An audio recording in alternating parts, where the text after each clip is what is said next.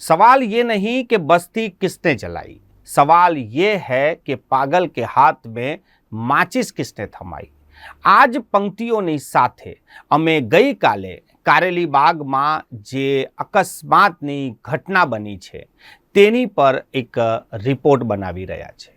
दर्शक मित्रों माफ करशो, आजे आ स्क्रीन पर मात्र अंधारू रहेशे, कारण कि धूळेटीना पर्वना एक दिवस पहला ज्यारे आपणे रंगोनी तैयारी करता हता तेना पहला ज जो शहरना मार्गों पर लोहीनी पिचकारी उड़ती होय तो आजनी स्क्रीन पर आवुं अंधारुं ज सारूं लागशे।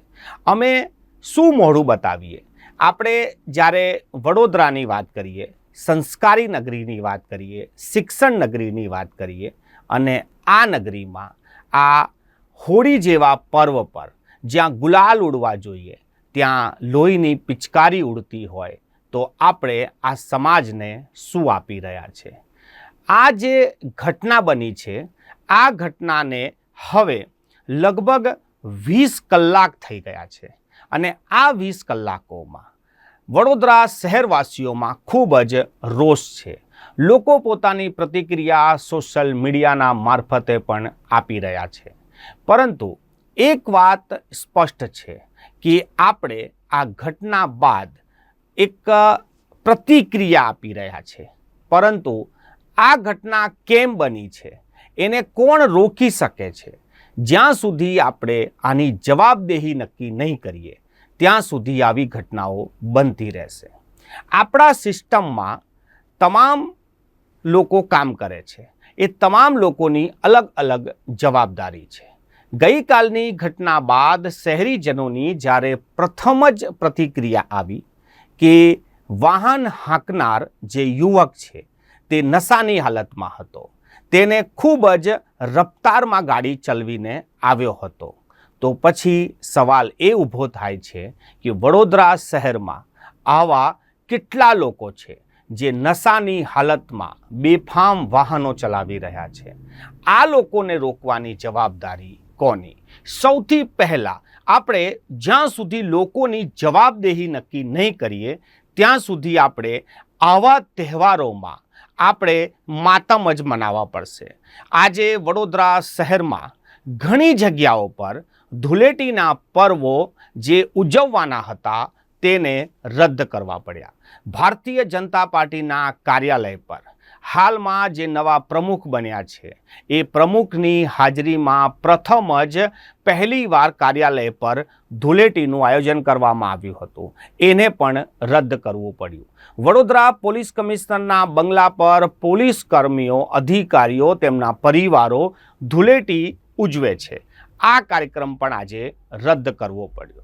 मने याद छे के वडोदरा शहेरना पूर्व पोलीस कमिशनर अनुपमसिंह गहलोते एक वखत धूळेटीना पर्व पर मीडिया साथे वात करता तेमणे जणाव्युं हतुं, ज्यारे तेमने सवाल पूछवामां आव्यो के तमारी जवाबदारी तो कायदो अने व्यवस्थानी जाळवणी छे, तो आप आ धूळेटीनो पर्व केवी रीते उजवी रह्या छो?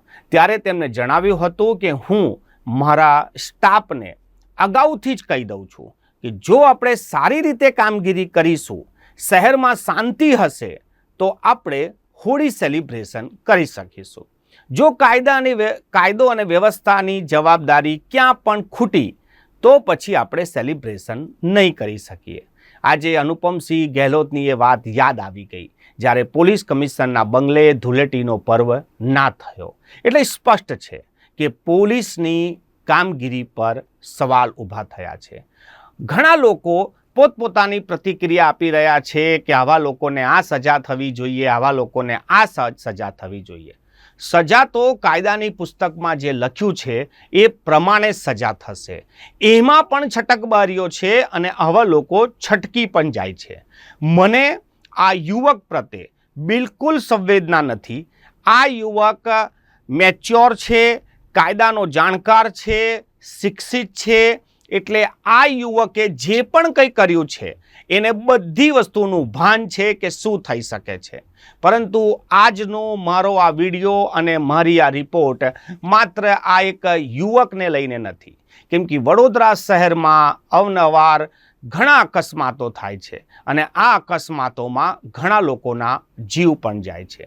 વડોદરા જેવા નાના સિટીમાં જેના રોડ પણ ખૂબ જ સારા છે, પહોળા છે, એ છતાં પણ જો માર્ગ અકસ્માતમાં કોઈના જીવ જતા હોય તો આ કેટલી ગંભીર બાબત છે.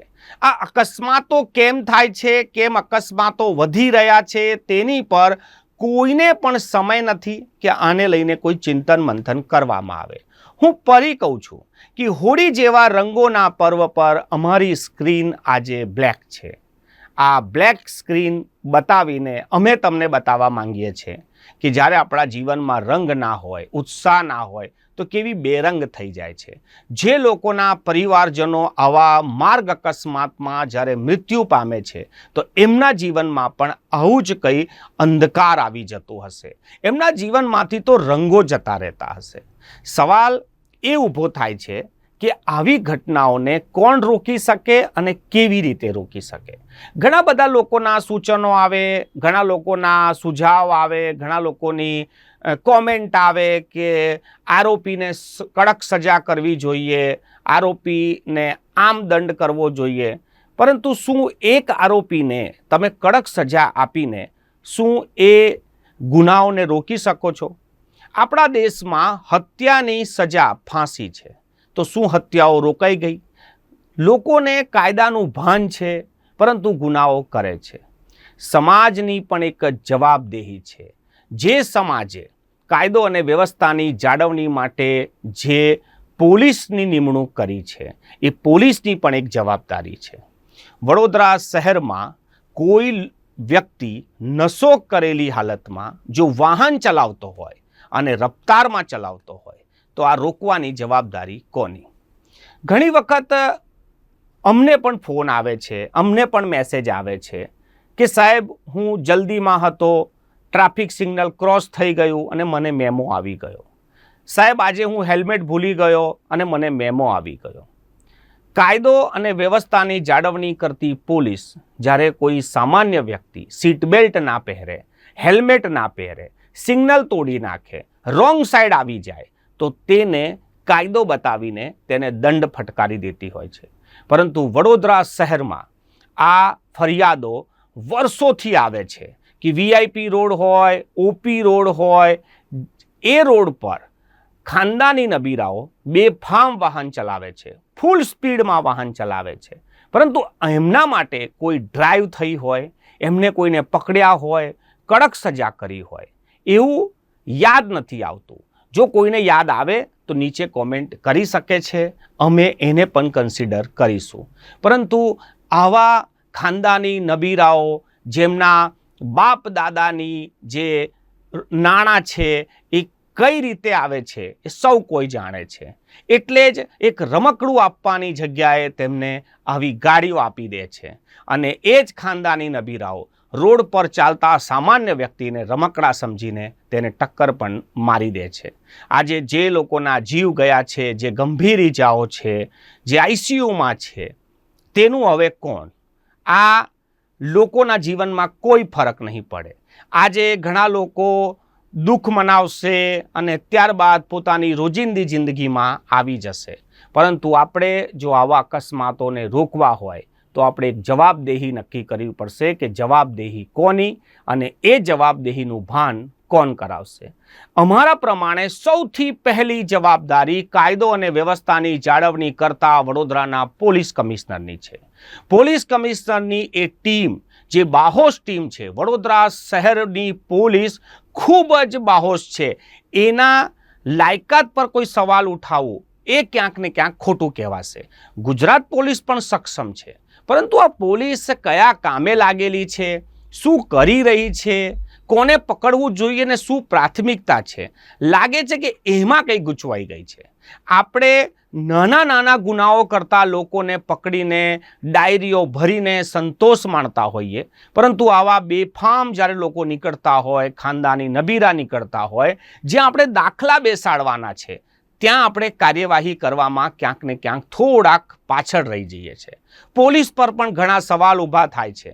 ગઈકાલની ઘટના બાદ પણ ઘણા લોકો કોમેન્ટ કરી રહ્યા છે કે આ તો પોલીસને પૈસા ખવડાવીને છૂટી જશે. સાહેબ, એવું નથી હોતું. પોલીસ પૈસા પણ લેશે, પરંતુ કાયદો તો કાયદાનું કામ કરશે. આપણા કાયદામાં જ એવું છે કે ઘણી બધી છટકબારીઓ છે જેનાથી આવા લોકો બચી જાય છે. વડોદરા શહેરમાં દારૂનો નશો બી ગુનો છે, ત્યારે હવે તો ડ્રગ્સ જેવા નશાઓ કરીને નબીરાઓ ફરે છે. સૌ કોઈ જાણે છે, ખૂબ જ આસાનીથી આ વસ્તુઓ મળી આવે છે. પોલીસને આ વસ્તુ કેમ નથી મળતી, આ સવાલ પણ લોકો પૂછે છે. કેમ આ મામલે કોઈ કડક કાર્યવાહી કરવામાં નથી આવતી, કે પછી કાર્યવાહી કરવામાં આવે છે તો પછી આ રોકાતું કેમ નથી? જ્યારે પણ કોઈ અકસ્માતની ઘટના બને ત્યારે આપણે કહીએ છીએ કે એ નશાની હાલતમાં હતો, પરંતુ સાહેબ, આ નશો આવે છે કઈથી? આ આરોપીઓ ઘરે તો નશો નહીં બનાવતા હોય, આ નશો પણ એ લોકો વેચાતો લેતા હશે. તો આવી કેટલી દુકાનો વડોદરામાં ચાલી રહી છે કે ગુજરાતમાં ચાલી રહી છે કે લોકો આસાનીથી આ નશો મેળવી રહ્યા છે? આ સવાલોના જવાબ જ્યારે આપણે પૂછીશું તો જ આવા ગુનાહોને આપણે રોકી શકીશું. વડોદરા શહેરમાં જે નેતાગીરી છે, આજે તમામ નેતાઓએ, મોટા ભાગના નેતાઓએ હોળી નથી ઉજવી, દુઃખ વ્યક્ત કર્યું છે. પરંતુ સાહેબ, તમારા દુઃખ વ્યક્ત કરવાથી આ વ્યક્તિ પાછા નહીં આવી જાય. પણ તમારો જો એક પ્રયાસ હશે, અને આ પ્રયાસ એવો હોવો જોઈએ કે કાયદો અને વ્યવસ્થાની જાળવણી કેવી રીતે કરવી તેવા સૂચનો તમારા જવા જોઈએ. જો એ કામગીરી ના થાય તો તમારે ઉપર લેવલ પર રજૂઆત કરવી જોઈએ, તો તમારું કામ દેખાય. આપણે શોક વ્યક્ત કરીને એક મૃતકને જીવિત તો નહીં કરી શકીએ. વડોદરા શહેરમાં જ્યારે નશો વેચાતો હોય, બેફામ ગાડીઓ ચલાવાતી હોય, તો એમની પર એક્શન લેવાવા જોઈએ. એક્શન ના લેવાય તો તમારે એમને ટકોર કરવી જોઈએ. જનતાએ તમને ખોબે ને ખોબે મત આપ્યા છે, તમારી પર વિશ્વાસ કર્યો છે, વર્ષોથી વિશ્વાસ કર્યો છે. જો એ વિશ્વાસ પર તમે ખરા નહીં ઉતરો તો જીત અને હાર અલગ વસ્તુ છે, પરંતુ તમને જે સત્તા મળી છે એનો તમે ઉપયોગ પણ કરી શકો છો. તમે ઘણું બધું કરી શકો છો. તમે પત્ર લખી શકો છો, રજૂઆત કરી શકો છો. વડોદરા શહેરમાં તમે ધારો તો કાલથી નશાઓની દુકાન બંધ થઈ શકે છે. પોલીસ 4 રસ્તા પર ઊભી થઈ શકે છે. આવા બેફામ ગાડીઓ ચલાવનારને પકડી શકે છે. આપણા ત્યાં સીસીટીવી લાગેલા છે, પરંતુ લાગે છે કે વડોદરા શહેરના સીસીટીવી માત્ર 2 વ્હીલરના હેલ્મેટને જુએ છે. એવો બેફામ કાર ચલાવનારને જોતા નથી, ડમ્ફરોને જોતા નથી, અને અકસ્માત તો એનાથી જ થાય છે. તે છતાં પણ આપણા ત્યાં જે વ્યવસ્થા છે એક રૂટીન લેવલ પર ચાલી રહી છે. વડોદરા શહેરમાં જો અકસ્માતોને રોકવી હોય તો આપણે આ રૂટીનથી હટીને કામ કરવું પડશે. સમાજની પણ જવાબદારી છે કે પોતાના બાળકોને એક સારું જ્ઞાન આપે, એક સારું સંસ્કાર આપે, તેમને નશાથી દૂર રાખે, તેમને શિક્ષિત કરે, એમને વાહન આપતા પહેલાં વાહન ચલાવવાની તમીજ આપે. આ બધું સમાજે પણ કરવું પડશે.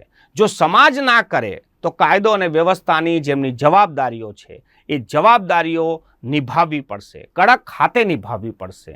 અને આ બી જો ના નિભાવાય તો પછી ચૂંટાયેલા પ્રતિનિધિઓએ આ લોકોને સૂચનો પણ કરવા પડશે. આ તમામ લોકોની જવાબદારી છે. જો વડોદરા શહેરમાં આપણે અકસ્માતોને રોકવા હોય, આવી હોનારતો રોકવી હોય, આપણે તહેવારોને ખુશીથી મનાવવા હોય, આવી રીતે બેરંગ આપણો એક તહેવાર ઉજવાઈ જાય, એ કોઈને પણ શોભે નહીં. આજે વડોદરા શહેરમાં મોટા ભાગના જે નેતાઓ છે, મોટા લોકોએ જ્યારે પોતાના ધૂળેટીના પર્વને રદ કર્યો છે, ત્યારે આપણાને દુઃખ પણ થાય કે આપણો વર્ષમાં આવતો આ સૌથી મોટો પર્વ આપણે રદ કરવો પડે. પરંતુ આપણી જ ક્યાં ખામી રહી ગઈ હશે જેથી આપણે આ પગલું ભરવું પડ્યું છે. આજે જો આપણે જાગીશું તો આવનારા તહેવારો આપણા માટે સારા આવશે. આપણે ઘણા બધા અકસ્માતોને રોકી પણ શકીએ છીએ. અમારી સંવેદના એ પરિવાર સાથે પણ છે જેમને તેમના કુટુંબીજનોને ગુમાવ્યા છે. અમે પણ તેમને હાથ જોડીને માફી માંગી રહ્યા છે કે અમારી પણ ભૂલ હશે, અમે પણ લોકોને જાગૃત કરવામાં ક્યાંક ને ક્યાંક ચૂક કરી છે. તેથી જ આ ઘટનાઓ વડોદરા શહેરમાં બની રહી છે અને રોકાઈ તો બિલકુલ નથી રહી. આખી રિપોર્ટમાં તમને શું લાગે છે? તમારી પણ કોમેન્ટ નીચે આપ કોમેન્ટ કરી શકો છો.